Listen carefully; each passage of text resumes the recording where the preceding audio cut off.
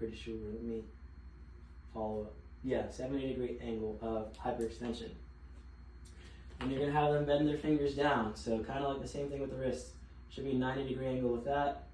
And then hyperextension should be about 30 degrees. And then you're going to have them put their palm flat. And with this, we're going to assess when they move their palm to the right or the left.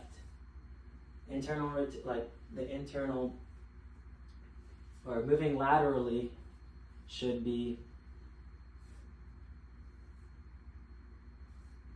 greater than moving externally. So whenever you move it laterally, and then whenever you move it medially. So towards your radius, it should be about 20 degrees, and then outwards towards your ulna should be about 30 degrees. Those are the normal findings with that. And well, it's actually 50 to 60 laterally, and then 20 towards the midline. Then next we're gonna have them spread their fingers out, so abduct those fingers. It should be a 20-degree angle for those. And then it should be equal on both sides. Then you're gonna have them make a fist. At this time you can have them squeeze your hands to assess strength on both sides. And you just wanna make sure it's the same. And then you're gonna have them touch their thumb to each finger and watch them do that. And then you're gonna have them touch the thumb to the base of the pinky, like that. And those are the normal findings for that. And you're just gonna make sure everything's equal with that on both sides. Then to test strength, you're gonna have them put their forearm on a table. You're gonna brace their wrist, or not brace their arm, and then come against their wrist. So they're gonna flex, and then you're gonna provide resistance with that. And then you'll do it on both sides. And they should be equally strong on both sides.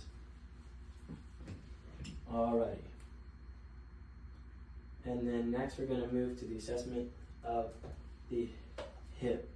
So for this, you're gonna want your patient to be supine on a table or in a bed. And you're gonna inspect the hip. You're gonna make sure you're gonna be looking for the size and then the contour of each side. It should be equal. And then you're just gonna feel that joint. It should be firm. Shouldn't be tender. There shouldn't be any nodules. They shouldn't be complaining of any pain. And then you're gonna have them extend or lift up one of their legs to test the range of motion. They should be able to have a 90-degree range of flexion, and then same on the other side. And then you're going to ask them to bring their knee to their chest, and that should be about 120 degrees.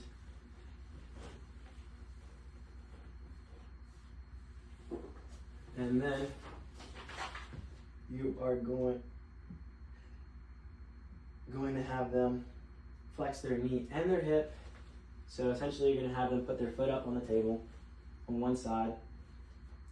Both the knee and the hip are at a 90-degree angle. Then you're just going to have them kind of sweep their foot out, or while their knee and hip bends the other way. So you're going to assess to see essentially internal and external rotation. And then you should be able to internally rotate about 20 to 30 degrees, and then externally rotate about 40 to 45 degrees, or 40 degrees, and then 40 degrees of internal rotation, and then 45 degrees of external rotation. And then next you're going to have them move their leg away from their body with it extended, and it should be about 40 to 45 degrees of rotation. and then you're going to have them move it internally, and it should be about 20 to 30 degrees, and it should be the same on both sides.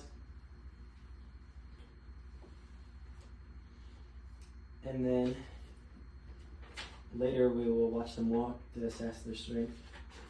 We're going to move on to assessing the knee, and for this I'll have the patient sit up on the edge of the table,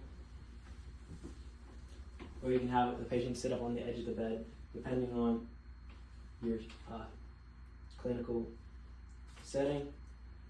So with a knee, if the patient's in the shorts or in a gown, you can inspect visually and see the contour and size. For this case, I'll be palpating, and then you're going to start with palpation about 10 centimeters above